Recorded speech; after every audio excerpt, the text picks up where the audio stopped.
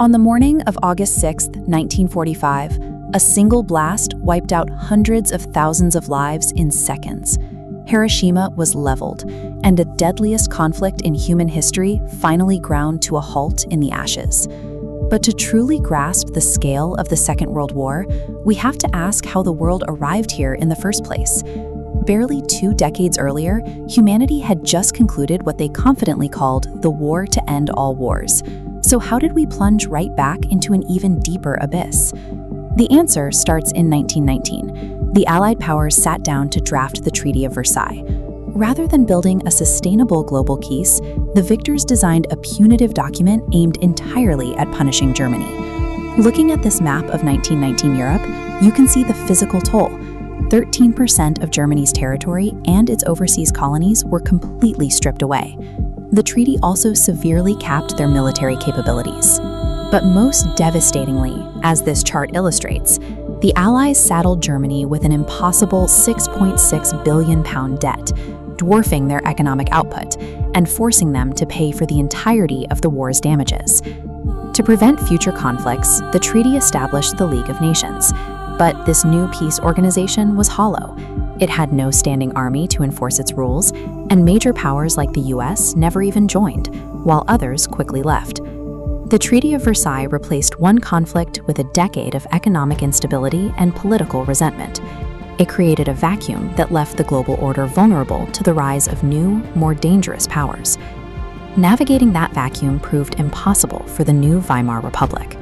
When the American stock market crashed in 1929, the global Great Depression choked off the foreign loans keeping Germany afloat, sending their already fragile economy into a total nosedive. The government's solution was to print more money, triggering hyperinflation so severe that the currency lost its value entirely. People took wheelbarrows full of cash just to buy a loaf of bread, and children literally used stacks of banknotes as toy blocks. Industrial production dropped by 40%. By 1932, 6 million Germans were roaming the streets unemployed. Starvation and disease set in, and public trust in the Weimar government completely evaporated. When a population cannot feed its children or find work, societal norms break down rapidly. The people of Germany were left desperate, terrified, and highly vulnerable to any voice offering them a way out of the humiliation. That voice belonged to Adolf Hitler. A charismatic speaker, he exploited the nation's despair by making 2 simple promises. He would tear up the Treaty of Versailles, and he would restore German glory by exacting revenge on the nations that humiliated them. The message worked. By 1933, Hitler was appointed chancellor.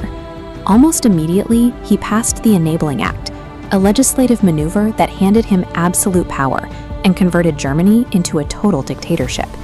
He rapidly rebuilt the military, pouring massive funds into an advanced armed forces. He then began absorbing neighboring territories like Austria and parts of Czechoslovakia. Meanwhile, the League of Nations, lacking any real teeth, stood by and watched. The breaking point arrived on September 1, 1939. After staging a fake attack on German forces to use as a pretext, Hitler ordered his military to invade Poland. This map shows the immediate chain reaction. Bound by protective alliances, Britain and France declared war on Germany 2 days later.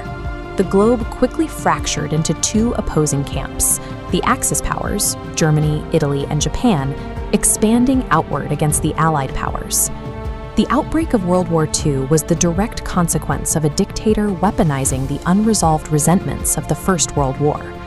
The early years of the war were defined by the terrifying speed of Germany's Blitzkrieg, or lightning war. They forced France into a rapid surrender and immediately launched a massive, relentless aerial bombardment campaign over Britain. Intoxicated by these quick victories, Hitler made a disastrous strategic error. Breaking a non-aggression pact, he ordered Operation Barbarossa, a massive invasion of the Soviet Union to his east. Initially, the German forces pushed deep into Soviet territory, but they were entirely unprepared for the brutally freezing Russian winter. The weather stalled their machinery, allowing the resilient Soviet Red Army to push the German forces backward. Simultaneously, a second massive Axis miscalculation occurred in the Pacific. Japan launched a surprise attack on the US naval base at Pearl Harbor, immediately dragging the United States and its industrial economy into the fight. Arrogant overextension by the Axis powers transformed a European conquest into an unwinnable two-front global meat grinder. The human cost of the war is hard to comprehend. Between 60 and 80 million people lost their lives, but the most revealing statistic is that roughly 50 million of those casualties were civilians. This staggering civilian toll is the defining feature of total war. Unlike previous conflicts, armies intentionally targeted cities, homes, and public shelters. The goal was to entirely break a rival nation's economy and psychological spirit, leaving no civilian untouched. And the burden of total war wasn't restricted to Europe or the Pacific.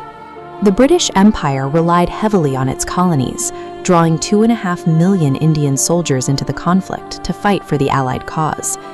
The domestic cost in India was horrific.